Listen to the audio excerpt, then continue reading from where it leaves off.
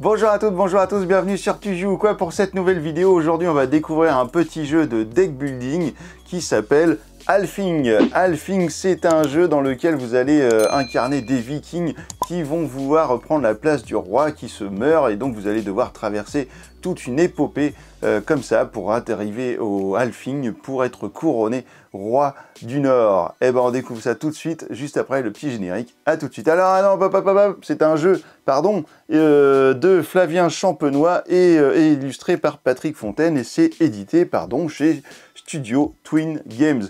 Donc c'est un jeu pour 2 joueurs. Alors en fait, ce qui est bizarre, c'est que c'est marqué pour 2 joueurs sur la boîte, sauf qu'en fait c'est pour 3 joueurs, puisqu'il y a 3 petits bonhommes, 3 petits trolls en personnages qui nous permettent de jouer à 3, et on a 3 decks, donc vous allez voir, c'est super cool. C'est pour les 10 ans et plus, ça dure 20 minutes à peu près. Alors 20 minutes c'est sans l'extension, mais je vais vous présenter également l'extension dans cette vidéo. Alors à tout à l'heure.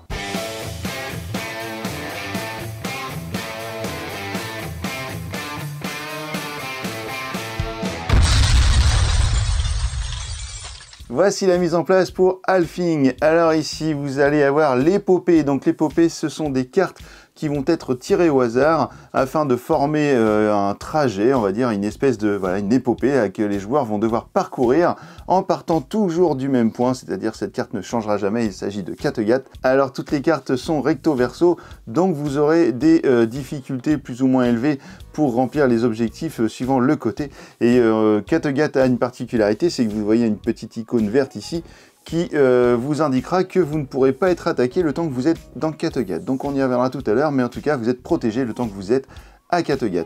Ensuite vous terminerez toujours par la même carte qui sera Fing ou Alfing. Voilà, alors comment vous allez choisir cette face ou l'autre? Eh bien c'est tout simplement grâce à cette petite icône qui est juste ici. En fait vous allez avoir une carte aguerrie, voilà une icône aguerrie. Et en fait, si vous avez une icône aguerrie sur votre épopée, eh bien alors vous allez toujours choisir la face Alfing. Alors quel est le but de Alfing? Eh bien le roi des Vikings se meurt et vous allez donc devoir traverser comme ceci l'épopée afin d'être couronné nouveau roi à la fin de la partie. Pour ceci, vous aurez des cartes, un deck de cartes qui sera le même d'un joueur à l'autre, donc le jeu est totalement symétrique. Donc ce deck est composé de 4 cartes qui sont exactement les mêmes, qui sont des cartes de base, et des cartes un petit peu plus évoluées. On va faire un petit peu le tour des cartes précisément juste après. Et vous aurez également 2 cartes trolls qui sont juste ici, et un troll tempête. Et vous allez avoir en haut le deck de l'assemblée. Donc en fait vous avez une pioche de cartes ici, et vous allez installer les 5 premières cartes après avoir bien mélangé les 5 premières cartes comme ceci, et cela va composer en gros la partie un petit peu deck building du jeu, puisque vous allez pouvoir acheter des cartes grâce à vos ressources. Alors les ressources, quelles sont-elles? Eh bien vous en avez 3, je vais prendre les cartes oranges puisqu'elles se voient mieux à la caméra, on va les disperser. Alors ici ce sont les mêmes, je vais les mettre en un seul paquet.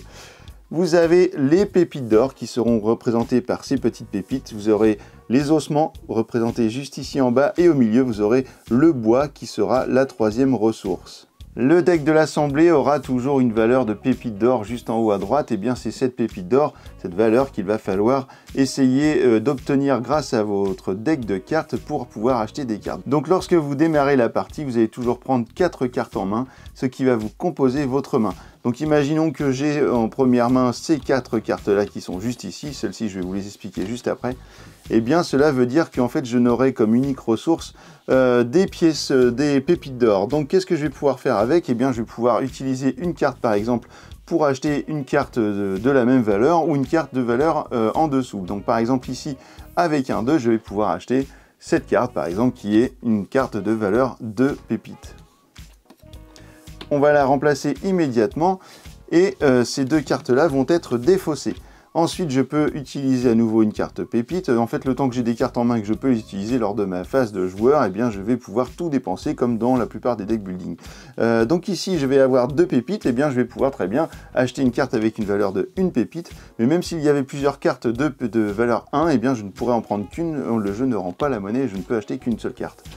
Et par contre, je peux très bien cumuler plusieurs cartes, donc ici 2 et 2 pour faire 4, pour acheter par exemple cette carte qui est juste ici. Donc lorsque vous avez fini votre tour, eh bien vous formez votre défausse, elle est mise en place et vous reprenez 4 cartes de votre deck. Si vous n'en avez pas assez dans votre pioche, comme ici j'ai que seulement 2 cartes, eh bien vous allez remélanger votre défausse afin d'obtenir une nouvelle pioche et de compléter votre main jusqu'à 4 cartes. Alors, quels sont les symboles que l'on va retrouver dans le jeu? Eh bien, on va commencer par ce petit symbole ici en vert. Alors, je vais quand même remplir la petite rivière de l'assemblée qui est juste ici. Lors de mon tour, je pourrais très bien utiliser donc la carte soit pour les pépites, sa valeur de ressources, soit pour son petit logo qui est juste ici, l'effet de la carte. Donc, si je l'utilise pour l'effet, je pourrais alors enlever 2 cartes, par exemple celle-ci et celle-ci ne m'intéressent pas. Je les enlève, je les mets sous la pioche et je les remplace par 2 nouvelles cartes du dessus de la pioche. Voilà, ça sert, ce petit symbole sert à ça. Ensuite, vous avez des symboles rouges qui vont vous représenter des attaques et des symboles bleus qui vont représenter des défenses. Donc chaque attaque a évidemment une défense qui peut parer cette attaque. On va commencer par le petit troll qui est juste ici, la première attaque qui est un troll. Lorsque j'attaque un adversaire avec un troll, eh bien je vais prendre une carte troll de ma main qui est juste ici et je vais la placer sur, imaginons que ce soit sa pioche qui soit juste ici, eh bien je vais placer mon troll face cachée sur sa pioche. Lorsqu'il va récupérer pour compléter sa main juste après, eh bien forcément il va avoir un troll et cette carte eh bien, sera juste inutile pour lui puisqu'elle n'a aucune ressource, il ne pourra rien en faire. C'est juste que ça va lui prendre forcément de la place dans son deck pour rien et ça va l'embêter. Donc il va pouvoir parer cette attaque grâce au petit troll ici en bleu. Donc vous avez un troll en rouge pour l'attaque et un petit troll en bleu pour la défense. Jusque là, franchement, c'est pas très compliqué. Donc en fait, si j'attaque mon adversaire avec un troll, et eh bien s'il a une carte comme celle-ci, voilà, juste ici, et eh bien il peut dire, eh bien non, je ne prends pas ta carte troll car j'utilise mon effet des trolls. Ce qui fait que je récupère mon troll, je le remets ici, mais par contre, lui, avec sa main de 4 cartes, eh bien, il en a déjà défaussé une, ça veut dire qu'il lui reste plus que 3 cartes pour jouer son prochain tour, puisqu'il ne va pas remplir sa main avant de jouer. Donc du coup, si vous l'attaquez plusieurs fois, eh ben, en fait, s'il arrive à parer, évidemment, ça lui fera d'autant moins de cartes dans les mains. Donc ça, c'est plutôt malin. On continue avec le prochain logo qui est le logo Tempête. Alors si j'utilise la Tempête, je prends mon troll qui est ici avec un capuchon pour se protéger de la pluie et je vais le mettre dans la zone de jeu de mon adversaire. Alors à ce moment-là, celui-ci ne pourra ni recruter lors de son tour, ni acheter des personnages de l'assemblée, ni avancer sur l'épopée, puisqu'en fait, évidemment, le but du jeu, c'est quand même d'aller avancer sur l'épopée. Donc cette carte va le bloquer complètement, ce qui fait qu'il ne pourra utiliser que des effets de carte. Lors de son prochain tour, cette carte sera retournée, et à ce moment-là, il pourra avancer sur l'épopée, mais il ne pourra toujours pas recruter. Lors de son prochain tour, voilà, au bout de 3 tours, en fait, et ben, la carte s'en va, et elle revient dans la réserve de jeu du joueur qui l'avait attaqué. Alors évidemment, cette carte, on peut la parer avec un autre effet de jeu, qui est le soleil. Et voilà, on part la tempête par le soleil. Donc si effectivement un joueur attaque l'autre avec sa tempête, eh bien le joueur bleu par exemple peut dire, eh bien non, j'utilise ma carte soleil pour te défausser ton troll tempête. Le dernier effet d'attaque est ces petites haches croisées. Et bien lorsque vous utilisez ces haches croisées, le joueur en face peut utiliser un bouclier pour se défendre et donc pour parer cette attaque. S'il n'a pas de bouclier ou s'il ne souhaite pas parer l'attaque, eh bien il va vous présenter face cachée son jeu de sa main de 4 cartes. Vous allez en piocher une au hasard et vous allez pouvoir soit utiliser immédiatement l'effet de la carte, soit la mettre dans la défausse du joueur. Donc voilà, une fois que je vous ai dit ça, eh ben vous savez déjà jouer à Alfing. Alors au niveau des épopées, eh bien en fin de compte, vous allez devoir remplir les conditions qui sont ici. Donc par exemple ici, pour avancer sur cette carte, vous allez devoir remplir la condition 3 bois et 2 ossements. Donc vous allez acheter vos cartes, et lorsque vous allez remplir la condition avec les cartes qui sont dans votre main, eh bien à ce moment-là, vous pourrez les utiliser pour avancer votre pion juste ici. Lorsque vous avez une carte comme ceci avec 2 valeurs, donc ici un bois et 2 ossements, eh bien vous pouvez l'utiliser pour les 2 valeurs. C'est-à-dire que par exemple ici, si j'utilisais cette main-là, eh bien j'aurais... alors j'ai pas assez de bois, il faudrait que je prenne encore une autre carte. Voilà, je pourrais très bien utiliser toutes ces cartes-là, à part celle-ci, parce qu'il n'y en aurait pas besoin, pour utiliser un bois, un deuxième bois, un troisième bois ici. Donc je serais bien à 3 bois et 2 ossements pour avancer sur la carte de l'épopée. Le premier joueur arrivé au bout, évidemment, aura, vous l'aurez compris, gagné et sera couronné roi du Nord. Alors une petite précision donc par rapport à ce symbole, il vous servait au début de la partie à savoir si la fin de jeu serait sur le côté Fing ou sur le côté Alfing, mais lorsque vous allez atteindre cette carte, eh bien au lieu d'avoir 4 cartes dans votre main, eh bien maintenant vous en aurez 5 à votre disposition, ce qui sera quand même plus confortable pour aller remplir surtout la dernière carte qui est quand même assez difficile à avoir. Alors regardez quand même le format de la boîte de Alfing, donc c'est une toute petite boîte, hein, du coup c'est très facile à transporter, et vous avez donc ici Alfing sous le signe d'Ella, donc l'extension de Alfing. Alors, on va regarder tout de suite ce qu'il y a dans la boîte. Et ben, on va commencer par ça. Vous avez 3 nouveaux personnages, donc c'est 3 fois la même carte, qui s'appelle Jotun ou Rotun. C'est une espèce de sorcier, voilà, qui va avoir des nouveaux pouvoirs à vous infliger dans le jeu. Donc déjà au niveau des ressources, on voit ici que nous avons une ressource avec 3 choix. Donc c'est une ressource, on va dire, universelle. Donc vous aurez 2 bois ou 2 ossements ou 2 pépites. Au niveau des effets de jeu, on va commencer par le petit troll qui est ici en violet. Et bien là, c'est intéressant puisque vous allez cibler un des autres joueurs de la partie, puisque le jeu se joue de 2 à 3 joueurs, et vous allez le forcer, en gros, à prendre un de ces trolls et à le mettre sur son deck. Donc ça, c'est pas très cool pour lui. Donc il prend un troll, il le met sur son deck, ça lui va le pénaliser pour la suite. S'il a dans sa main un effet de détroll, eh bien il peut, et bien évidemment, s'en servir pour annuler cet effet. Le petit symbole en forme de tourbillon juste en dessous aura un effet sur l'épopée, c'est-à-dire que vous pourrez, si vous le souhaitez, retourner une carte du côté A vers le côté B ou une carte du côté B vers le côté A, sauf Alfing et Kattegat qui eux ne bougeront jamais, ou vous pouvez très bien également décaler 2 cartes, c'est-à-dire vous prenez par exemple celle-ci que vous échangez avec celle-ci, hop on les switch et voilà c'est l'effet du petit tourbillon. Si vous jouez l'effet ici maladie, et bien alors à la fin de votre tour, vous allez enlever 2 cartes, par exemple celle-ci, qui seront placées juste en dessous. Et contrairement au signe tout à l'heure, le petit signe vert qui nous permettait de faire ça, et bien tout à l'heure on les remplaçait immédiatement, et bien là non, les autres joueurs vont devoir jouer avec seulement 3 cartes de l'assemblée au lieu de 5. En nouveauté également, nous avons ces cartes qui sont ici, donc vous allez les mélanger, en distribuer une sans les regarder à chaque joueur, et les joueurs vont les placer sur, devant l'épopée qu'ils souhaitent modifier. C'est-à-dire que par exemple, si on prend celle-ci, on va pouvoir par exemple faire ceci, hop, on la place comme ça, et cela voudra dire que sur cette épopée, vous allez devoir payer 1 de moins au niveau des pépites d'or, mais 1 de plus au niveau des ossements.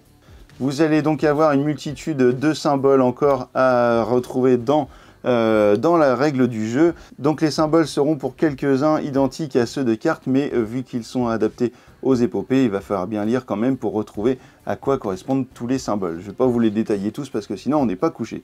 Vous allez également trouver 2 cartes épopées que vous allez pouvoir ajouter à votre deck épopée et les mélanger, et puis bah voilà, soit vous les mélangez, soit vous tirez au hasard, soit vous décidez dès le début d'en intégrer une ou deux de l'extension. Ça c'est vous qui voyez. On retrouve des nouveaux personnages à ajouter à votre jeu. Alors lorsque vous allez les ajouter, eh bien attention, vous n'aurez toujours que 6 cartes personnages plus les 3 trolls à avoir au niveau de la main de départ. Sauf éventuellement pour Loki, vous pouvez décider avec Loki d'ajouter ce 7e personnage. Donc vous aurez 7 personnages, 7 cartes d'action, plus les 3 trolls. Au niveau des icônes, eh bien, on va retrouver notre petit troll, on va retrouver notre petit tourbillon, et on va retrouver cette nouvelle icône qui va nous permettre d'échanger notre carte, notre main. C'est-à-dire qu'on prend toute notre main, on la met dans la défausse et on prend des nouvelles cartes pour la remplacer. Ici, bah, vous connaissez ces symboles, le soleil qui empêche la tempête, le détroit qui barre le troll. Par contre, vous avez ici une grande pierre verte. Donc ça, si vous jouez cette carte pour la pierre verte, vous allez la mettre dans votre zone de jeu. Et imaginons que vous ayez pris, je ne sais pas moi, ce personnage-là dans votre main. Vous pouvez très bien décider de le mettre juste ici, en dessous de la pierre verte, et de le garder en secours sur le côté pour parer une éventuelle attaque. Par exemple, si quelqu'un vous attaquait avec une hache, eh bien vous pourrez dire non, j'utilise cette carte que j'avais mise de côté ici pour parer ton attaque avec la hache. Et enfin, donc Loki, vous allez retrouver donc d'autres symboles. Ici, vous avez l'assemblée qui va avoir un 5e personnage juste le temps de votre tour pour vous permettre de faire votre choix. Le démobiliser, eh bien en fait, vous allez utiliser des decks, des cartes de votre main. Par exemple, ici avec le 2, et vous allez échanger votre personnage que vous aviez acheté avec un autre personnage de l'assemblée, en compensant, en fait, en ayant la même valeur, si possible, de pépites d'or. Et enfin, vous allez pouvoir faire l'action de doubler les pépites d'une carte, c'est-à-dire que si vous avez une carte comme celle-ci par exemple, où vous avez 2 pépites, vous jouez Loki, vous dites j'utilise l'effet de la carte x2 sur cette carte, donc cette carte Odin aura 4 pépites d'or. Vous allez avoir également dans la boîte un ajout de 3 nouvelles cartes pour le mode solo. Donc le mode solo est vraiment très bien. Je vous l'explique pas parce que sinon la vidéo va durer 3 heures. Mais sachez qu'il existe ce mode solo qui est vraiment très bien, puisque je l'ai essayé et je trouve ça... Je suis pas très fan des jeux solo en général, mais là pour le coup je trouve que c'est vraiment très bien. Et vous avez un système de pénurie de ressources, etc. Donc vous allez devoir battre Thorfinn sur la course de l'épopée. Et bien en fait ces 3 nouvelles cartes vont donner des pénuries sur 2 ressources, alors qu'en fait à la base vous avez des pénuries que sur une seule ressource. Mais en plus ces cartes vont vous infliger plus d'effets de combat ou d'effets un peu pas terribles pour pouvoir finir la partie. Donc déjà que la difficulté est assez élevée quand même avec Thorfinn, et bien là la difficulté va être rehaussée d'autant plus. Et ben voilà, on se retrouve dans quelques instants pour les avis sur Alfing et l'extension sous le signe d'Ella.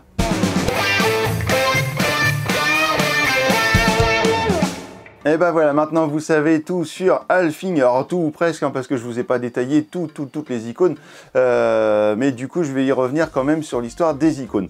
Alors, on va parler déjà du jeu de base. Le jeu de base, il est très bien, je trouve que ça va très vite, c'est très facile à comprendre, à expliquer à quelqu'un. Vous pouvez faire une partie de Alfing au bout de 5 minutes, franchement, d'explication, ça va tout seul.